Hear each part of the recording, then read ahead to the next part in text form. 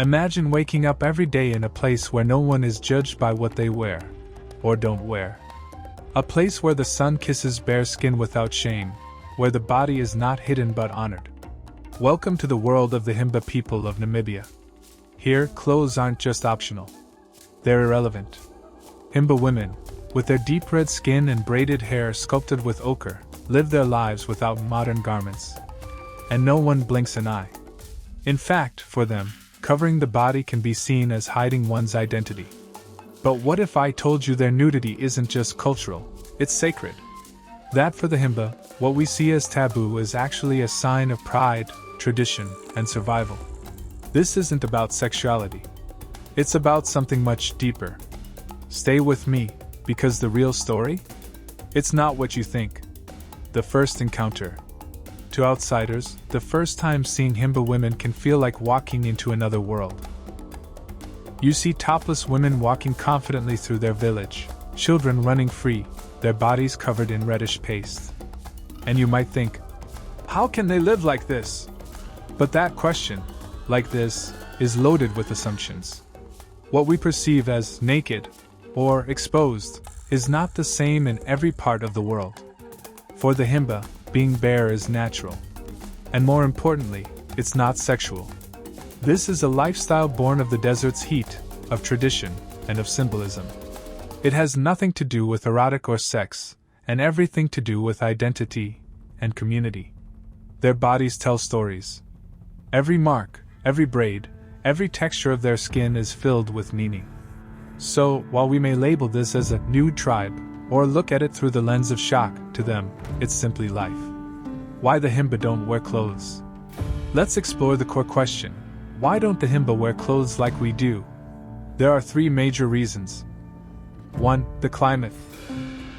The Himba live in the arid Kunene region of northern Namibia. It's dry. It's hot. Wearing layers of fabric would be more uncomfortable than helpful. Their near-nude lifestyle is practical. 2. Ajai's paste. Instead of clothes, Himba women cover themselves with a reddish mixture called ajais, a blend of butterfat and ochre pigment. This acts as protection against the sun, repels insects, and is believed to cleanse the skin. It also gives them their striking reddish hue. 3. Symbolism. Ajais is not just functional, it's beautiful. It represents strength, connection to the earth, and womanhood. Himba girls begin using it during puberty, marking the transition into adulthood.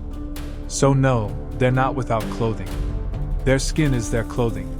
Their tradition is their fashion. To understand the Himba is to step outside conventional definitions of fashion, modesty, and beauty. Their traditions are not relics of the past. They are living, evolving expressions of culture and pride. Women, power, and beauty.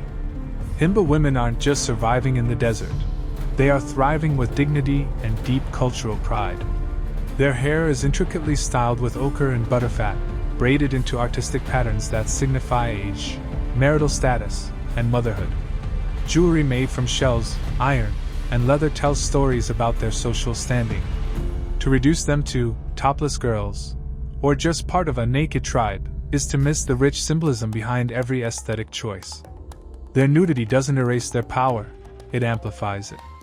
In Himba society, women are leaders in households, caretakers of culture, and bearers of beauty standards that have nothing to do with Western ideals.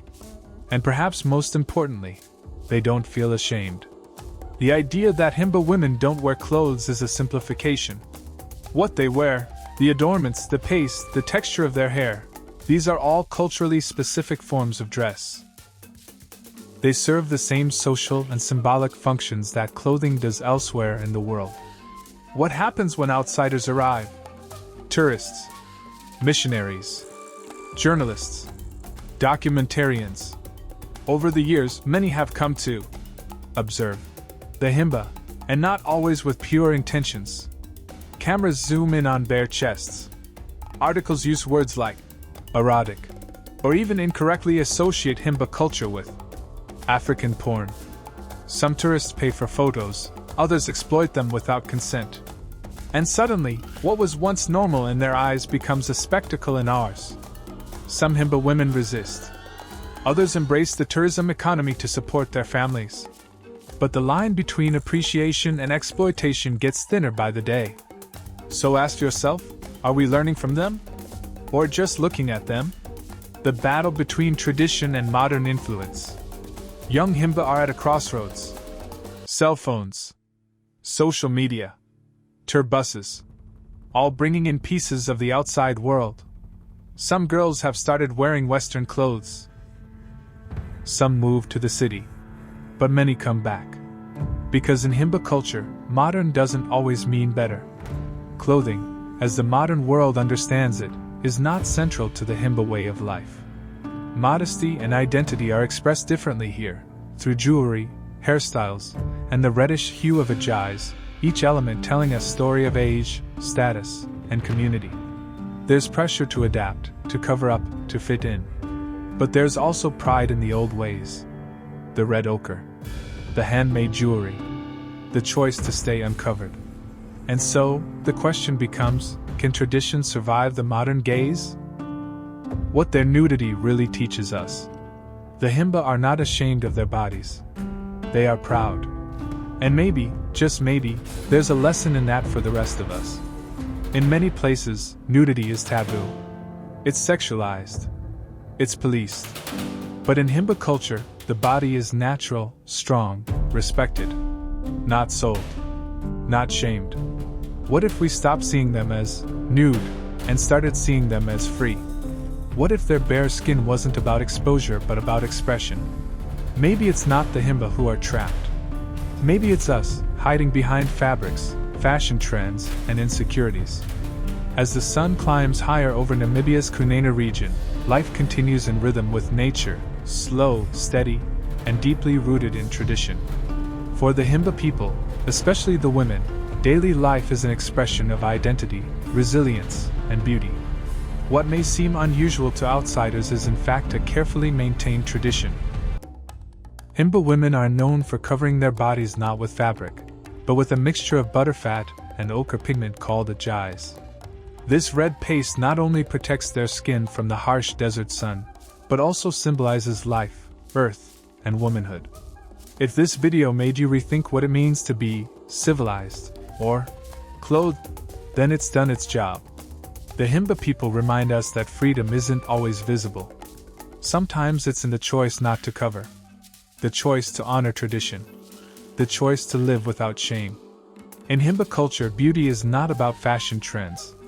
It's about heritage.